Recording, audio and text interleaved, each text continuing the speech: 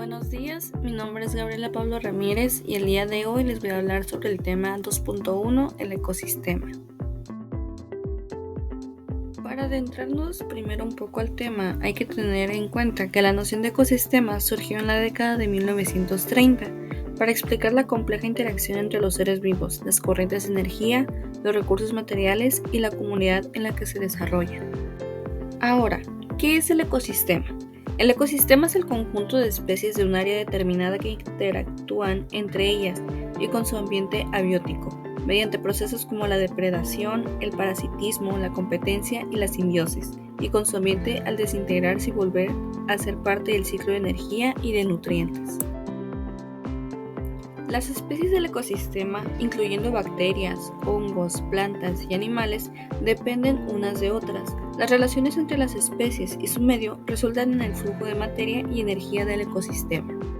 Dentro de los ecosistemas también existen los niveles tróficos, que son básicamente la posición que ocupa cada organismo dentro de una cadena alimenticia. En el primer nivel tenemos a los productores, que pueden componer como las plantas y las algas. Estos tienen la capacidad de ser autótrofos, es decir, que producen su propio alimento en base a la energía obtenida del sol. En el caso de las plantas lo pueden hacer mediante la fotosíntesis. En el segundo nivel tenemos a los consumidores primarios, que son los herbívoros que se alimentan de los productores, es decir, de las plantas. En el nivel 3 tenemos a los consumidores secundarios, que son carnívoros u omnívoros que comen a los consumidores primarios.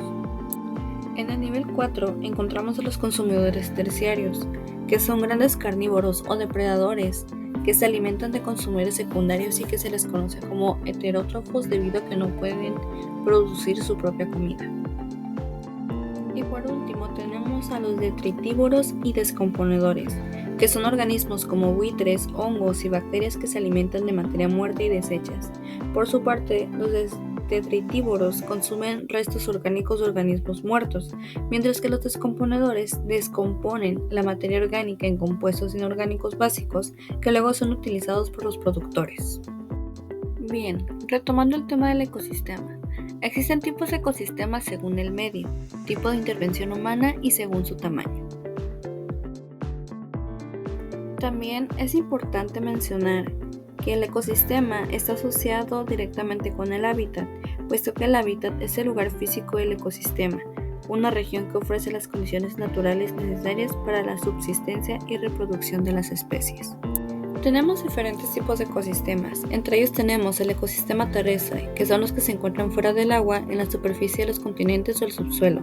A diferencia del ecosistema acuático, en el terrestre los seres vivos que los habitan presentan características mucho más variadas. Esto se debe a los numerosos factores que condicionan a las especies. Ecosistema acuático. En este ecosistema pertenece a lo que se encuentran en ríos, lagos, lagunas y en los océanos. Son los que se encuentran en el agua. Los seres vivos que viven en estos ecosistemas adquieren características físicas muy similares entre sí como consecuencia de su adaptación al agua. Ecosistema aéreo. Este tipo de ecosistema tiene la particularidad de ser de transición.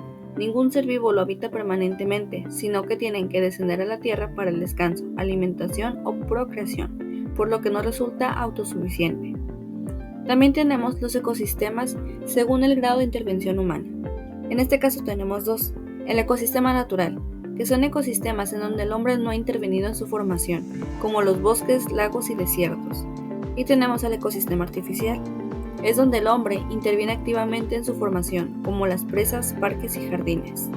También tenemos ecosistemas según su tipo de tamaño, microsistemas, tan minúsculos como una gota de agua, un florero con agua, una maceta, entre otros. Y tenemos el macrosistema, que son tan grandes como el lago de Maracaibo, el mar Caribe, la cordillera de los Andes, entre otros. A mayor número de especies, es decir, mayor biodiversidad, el ecosistema suele presentar una mayor capacidad de recuperación. Esto es posible gracias a las mejores posibilidades de absorción y reducción de los cambios ambientales. Estudio de un ecosistema. Es importante subrayar que existen varias formas de llevar a cabo el estudio de un ecosistema, más concretamente 3 son los métodos habituales.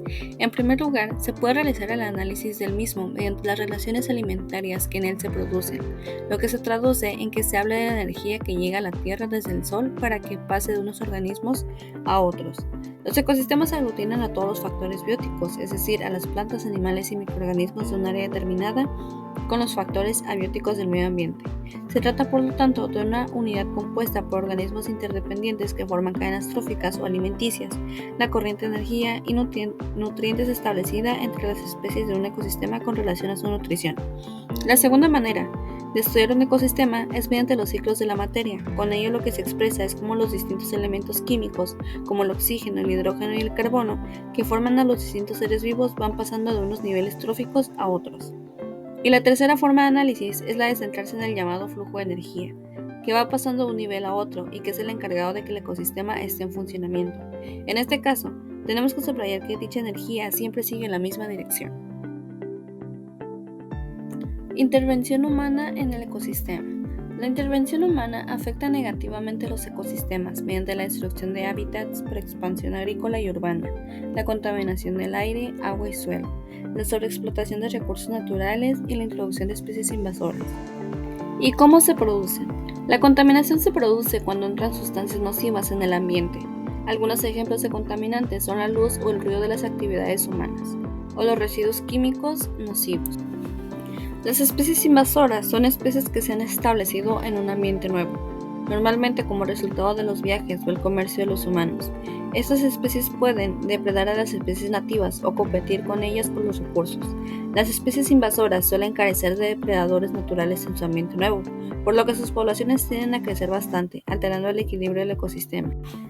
La sobreexplotación de recursos naturales está directamente relacionada con la necesidad de proporcionar alimento y vivienda a una población humana en crecimiento constante.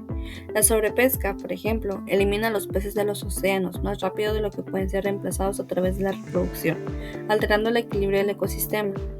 La quema de combustibles fósiles y la tala de bosques primarios son otros ejemplos de sobreexplotación, ya que esos recursos no pueden ser reemplazados una vez que se han agotado. Por su parte, el cambio climático describe un cambio a largo plazo en los patrones climáticos globales. Si bien el cambio climático es un fenómeno global, tiene efectos significativos a nivel regional. Por ejemplo, el clima de algunas regiones templadas ha cambiado y ahora se caracterizan por veranos más calurosos y menos precipitaciones anuales.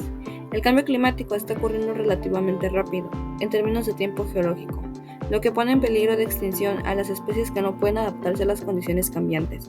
Los cambios en el clima global que vemos hoy en día se pueden atribuir principalmente a las actividades humanas, como la quema de combustibles fósiles, que conducen al calentamiento global. Conservación. Los esfuerzos de conservación ayudan a proteger las especies y los lugares en donde viven. Hay muchos tipos diferentes de esfuerzos de conservación. Tenemos la protección de especies en peligro de extinción. La protección, conservación y restauración del hábitat es esencial para proteger la biodiversidad.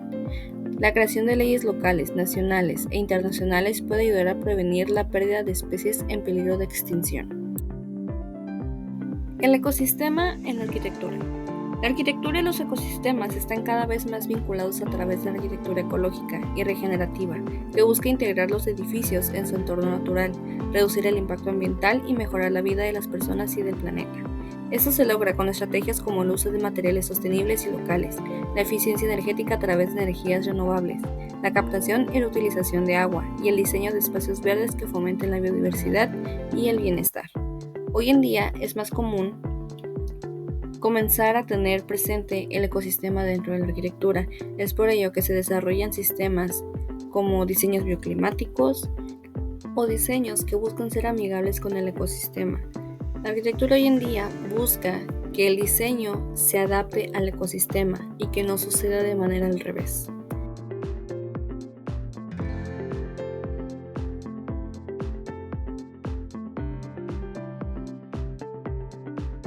Por mi parte, esto ha sido todo. Espero que la exposición haya sido de su agrado.